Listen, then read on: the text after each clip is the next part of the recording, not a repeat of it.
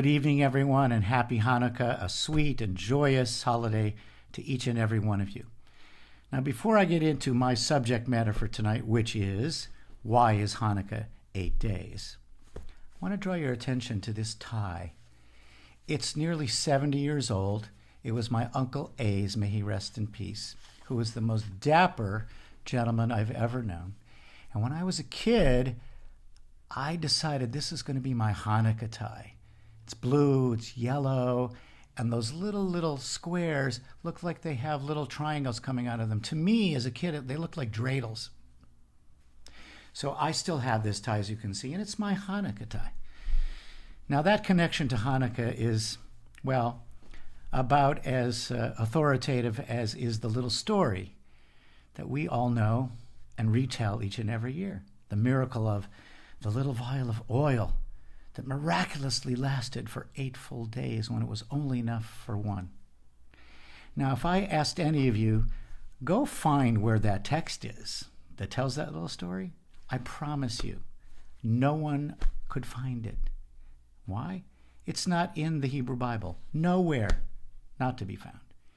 It's in a little tiny commentary, like 2 sentences, probably written by some of the sages somewhere between the 3rd and 5th centuries of the Common Era, 400, 500, 600 years after the actual historical events.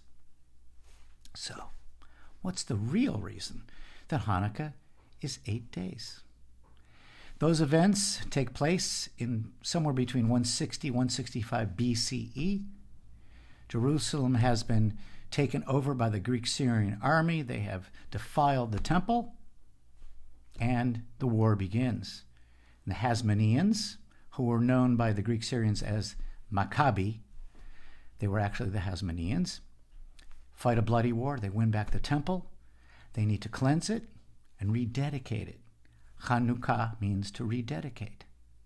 But they had missed one very important festival. Sukkot was under Greek-Syrian control. So what did they do? They re-celebrated the festival of Sukkot, which is 7 days, we know, plus an additional day for Shmini Atzeret. And that is precisely why Hanukkah, to this day, is 8 days. And it's interesting that we all know it by this little story, right? Makes sense. It's a wonderful children's story. It's a way to keep them interested, but it's not historically accurate. And I think there's another reason why that story took hold, because there was nothing really compelling to replace it. The truth is, in all of our prayers, all of our major festivals, they have central importance when they happen during the year.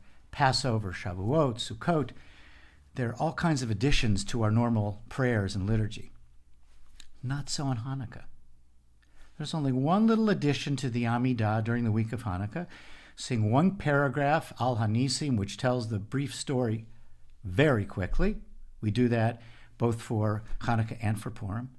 And there's only one other liturgical change for Hanukkah, and that is we add the prayers of Hallel, psalms of praise, which are sung on the 3 festivals during the course of the year, and on Rosh Chodesh, the first day of the new month. That's the only telltale sign in our prayers that refer to Hanukkah. But that is the historical reason why Hanukkah is 8 days. It was a delayed celebration of Sukkot and Shmini Atzeret.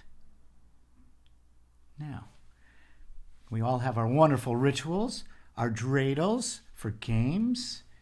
We light our Chanukiot, right, on Hanukkah. And on Sukkot, we have our rituals too. Our lulav, mine is long since buried, and our etrogim, right, to remind us of the 4 species of the festival. There it is, still in there, right? But that is the reason we celebrate Hanukkah for 8 days. Don't forget to tell your children the story of Hanukkah. Chag Sameach.